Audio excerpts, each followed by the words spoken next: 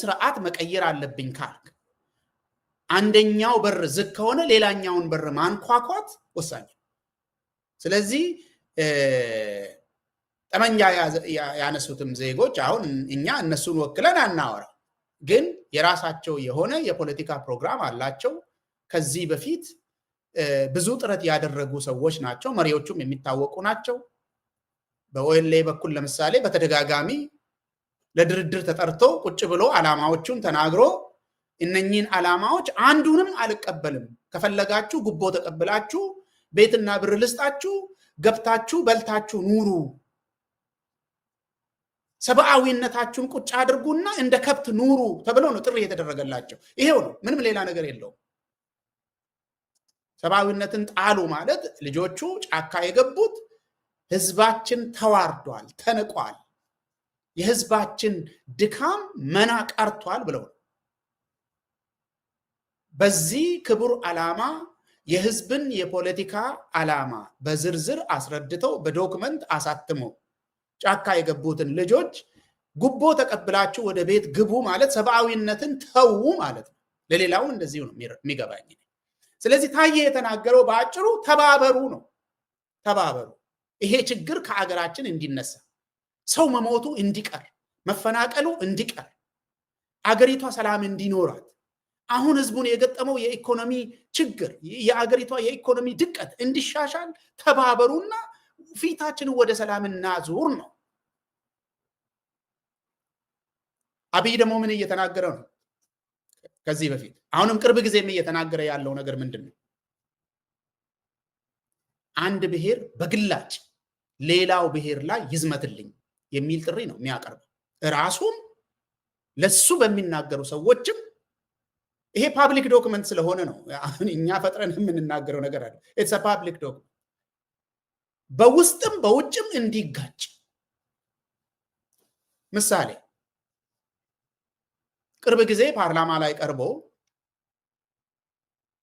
ድሬዳዋ ላይ ውድድር መኖሩ የሚታወቅ ነገር ሆኖ ድሬዳዋ የኦሮሚያ አካል ነው ብሎ ግርግር አስነስቷል።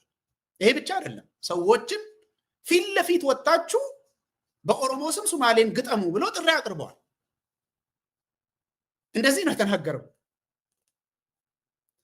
ይሄ ብቻ አይደለም፣ በኦሮሞ ውስጥ በውስጡ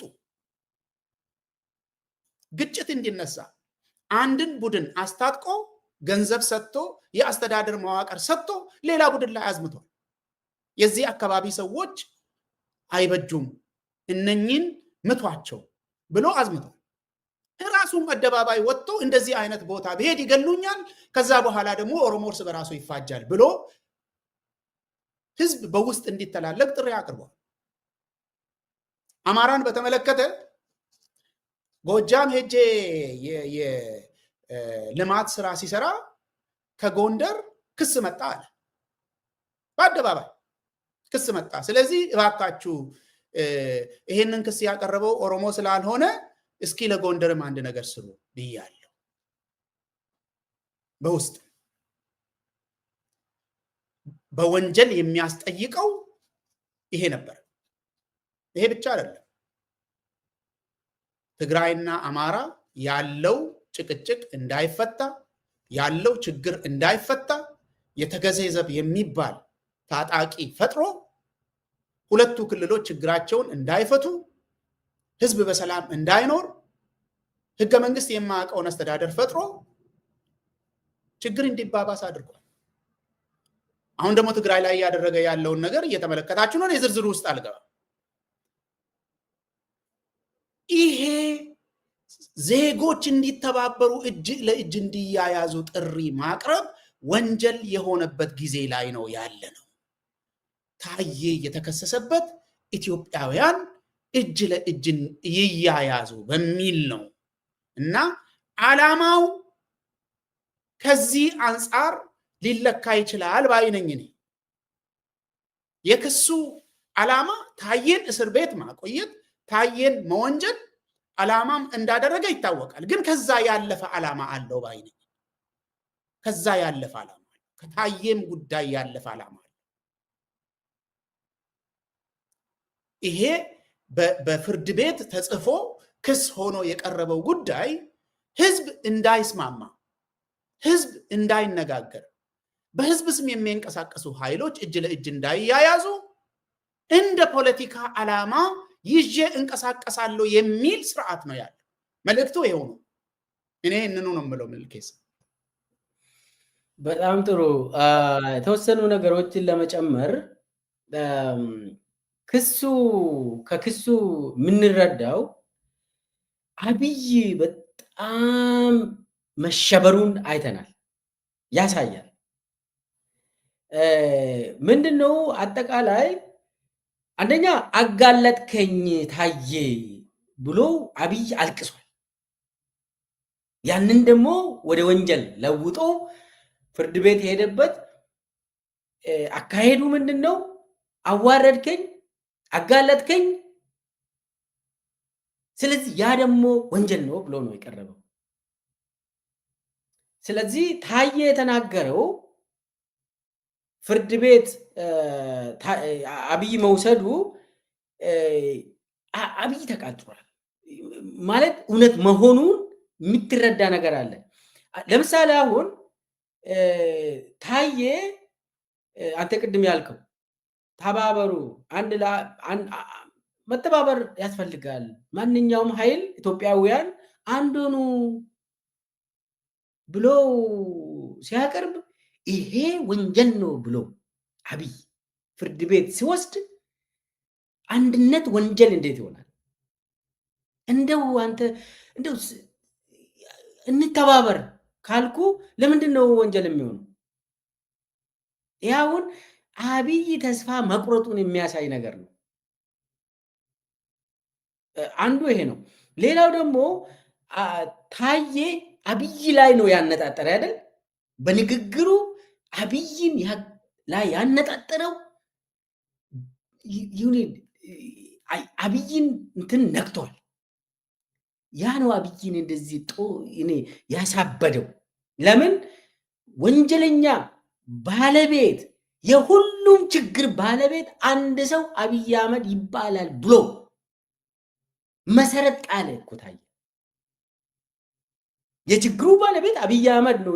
ያ መርዝ የሆነ ሰው አለ፣ በሰው ደም የሚጫወት ግለሰብ አለ ብሎ ታዬ ያቀረበው በጣም ተገዝቷል። እውነት ስለሆነ ኦሮሞም ሆንክ፣ አማራም ሆንክ፣ ትግራዌም ሆንክ፣ ሶማሌ ሆንክ፣ ማንኛውም ዜጋ ሆንክ ይሄ ሀቅ ነው። ይሄ ሀቅ የሚያስተሳስር ሀቅ ነው። ስለዚህ አብይ ቢያብድ አይደንቅኝም። ታዬ ላይ ይሄ ወንጀል ነው ብሎ ያለውን ማለት ፍርድ ቤት ሂዶ ታዬ ላይ እንዲነበብ ተደረገ ይሄ ነገር።